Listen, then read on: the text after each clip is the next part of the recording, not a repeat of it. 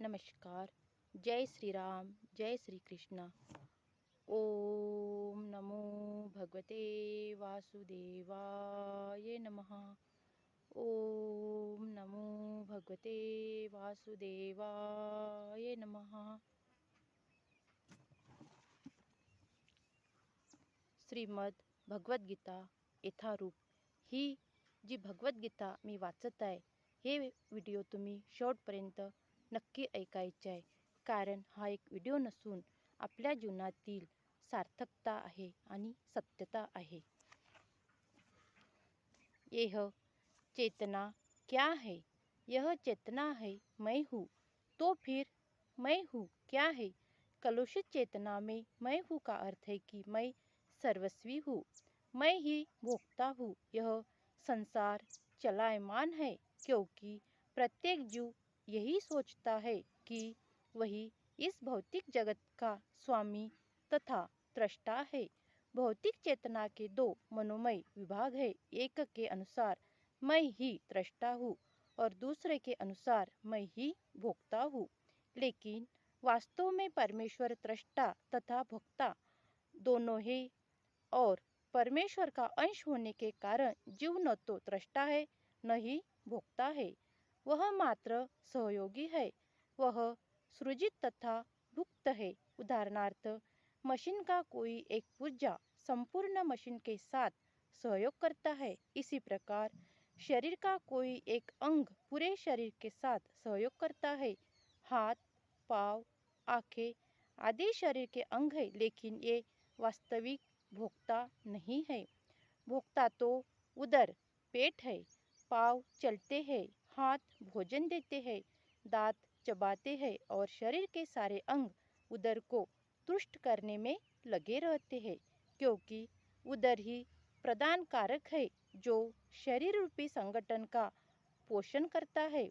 अतः सारी वस्तुएं उदर को दी जाती है। जिस प्रकार जड़ को सींचकर वृक्ष का पोषण किया जाता है, उसी तरह उदर का भरण करके शरीर का पोषण किया जाता है। क्योंकि यदि शरीर को स्वस्थ रखना है तो शरीर के सारे अंगों को उदर पूर्ति में सहयोग देना होगा। इसी प्रकार परमेश्वर ही भोक्ता तथा श्रेष्ठा है और हम उनके अधीनस्थ जीवनात्माएं उन्हें प्रसन्न रखने के निमित्त सहयोगी है। इस सहयोग से हमें लाभ पहुँचता है। ठीक वैसे ही जैसे उदर द्वारा गृहीत भोजन से शरीर के सारे अंगों को लाभ पहुँचता है। यदि हाथ की अंगुलियां यह सोचे कि वे उदर को भोजन न देकर स्वयं ग्रहण कर ले, तो उन्हें निराश होना पड़ेगा। सृजन तथा भोग के केंद्र बिंदु परमेश्वर है और सारे जीव उनके सहयोगी है।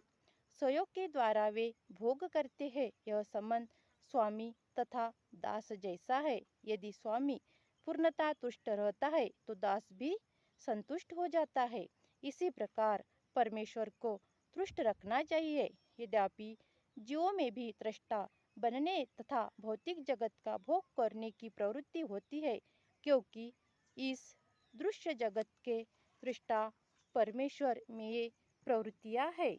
भगवद गीता में हम पाएंगे कि परम पूर्ण में परम नियंता नियंत्रित जीव दृश्य जगत शाश्वत काल तथा कर्म सन्निहित है और इन सब की व्याख्या इसके मूल पाठ में की गई है। ये सब मिलकर परम पूर्ण का निर्माण करते हैं और यही परम पूर्ण परम सत्य कहलाता है। यही परम पूर्ण तथा परम सत्य पूर्ण पुरुषोत्तम भगवान श्री कृष्ण है। सारी अभिव्यक्तियाँ उनकी विभिन्न शक्तियों के फलस्वरूप है। वे ही परम पूर्ण है। भगवद गीता में यह भी बताया गया है कि निर्विशेष ब्रह्मा भी पूर्ण परम पुरुष के अधीन है।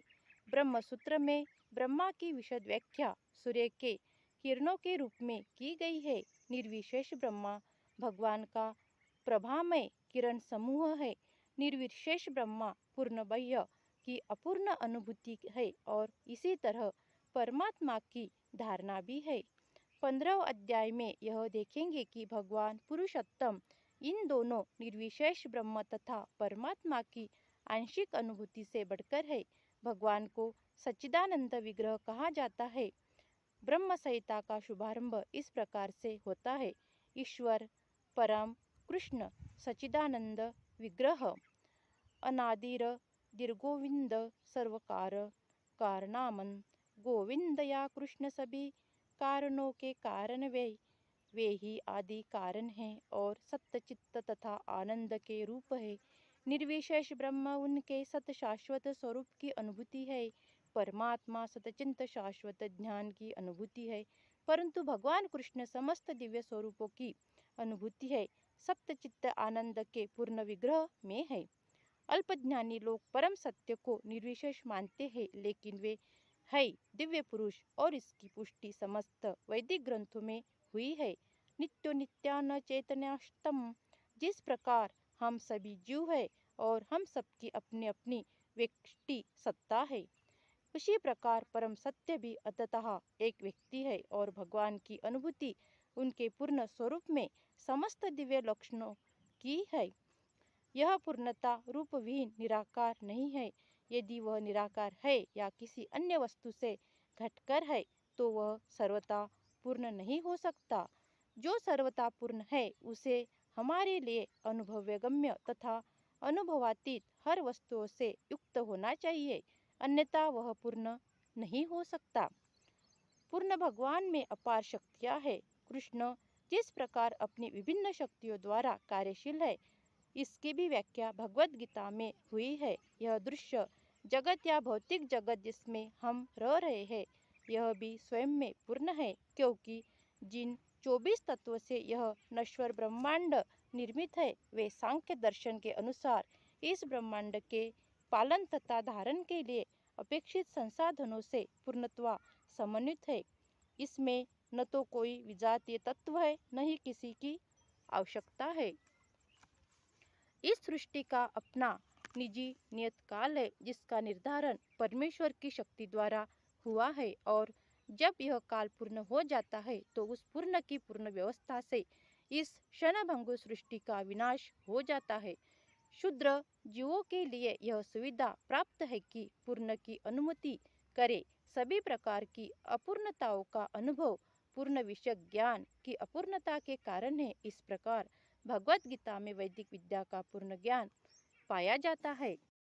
सारा वैदिक ज्ञान अमोघ अच्युत है और हिंदू इस ज्ञान को पूर्ण तथा अमोघ मानते हैं। उदाहरणार्थ, गोबर पशुमल है और स्तुति या वैदिक आदेश के अनुसार यदि कोई पशुमल का स्पर्श करता है तो उसे शुद्ध होने के लिए स्नान करना पड़ता है। लेकिन वैदिक शास्त्रों में गोबर को पवित्र करने वाला माना गया है। इसे विरोधाभास कहा जा सकता है, लेकिन यह मान्य है क्योंकि यह वैदिक आदेश है और इसमें संदेह नहीं कि इसे स्वीकार करने पर किसी प्रकार की त्रुटि नहीं होगी। अब तो आधुनिक विज्ञान द्वारा यह सिद्ध किया जा चुका है कि गाय के गोबर में समस्त कीटाणुनाशक गुण पाए जाते हैं। अतः वैदिक ज्ञान पूर्ण है क्योंकि यह समस्त संशयों एवं त्रुटियों से परे है और भगवत गीता समस्त वैदिक ज्ञान का सार है। वैदिक ज्ञान शोध का विषय नहीं है। हमारा शोध कार्य अपूर्ण है क्योंकि हम अपूर्ण इंद्रियों के द्वारा शोध करते हैं। हमें पहले से चले आ रहे पूर्ण ज्ञान को परंपरा द्वारा स्वीकार करना होगा। जैसा कि भगवत गीता में कहा गया है, हमें ज्ञान को परंपरा के उपयुक्त स्रोत से ग्रहण करना होता है। जो परंपरा परम आध्यात्मिक गुरु साक्षात भगवान से प्रारंभ होती है और गुरु शिष्यों की यह परंपरा आगे बढ़ती जाती है। छात्र के रूप में अर्जुन भगवान कृष्ण से शिक्षा ग्रहण करता है और उनका विरोध किए बिना वह कृष्ण की सारी बातें स्वीकार कर लेता है।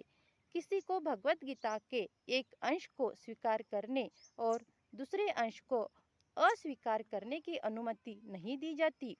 हमें भगवत गीता को बिना किसी प्रकार की टीका टिप्पणी, बिना घटाए बढ़ाए तथा विषय वस्तु में बिना किसी मनोकल्पना के स्वीकार करना चाहिए। गीता को वैदिक ज्ञान की सर्वाधिक पूर्ण प्रस्तुति समझना चाहिए। वैदिक ज्ञान दिव्य स्रोतों से प्राप्त होता है और स्वयं भगवान ने पहला प्रवचन किया था। भगवान द्वारा कहे गए शब्द अपौरुषेय कहलाते हैं, जिसका अर्थ है कि वे चार दोषों से युक्त संसारी व्यक्ति द्वारा कहे गए शब्दों से भिन्न होते हैं। संसारी पुरुष के दोष है, वह त्रुटियां अवश्य करता है, वह अनिवार्य रूप से मोहग्रस्त होता है, उसमें अन्यों को धोखा देने की प्रवृत्ति होती है तथा वह अपूर्ण इंद्रियों के कारण सीमित होता है। इन चार दोषों के कारण मनुष्य सर्वव्यापी। इससे आगे का कथा कथन हम अगले वीडियो में पढ़ेंगे। श्रीमद् भगवद गीता यथारूप अध्याय 18। ओम नमो भगवते वासुदेवाय नमः। ओम नमो भगवते वासुदेवाय नमः। हरे राम राम राम हरे हरे, हरे कृष्णा कृष्णा कृष्णा हरे हरे,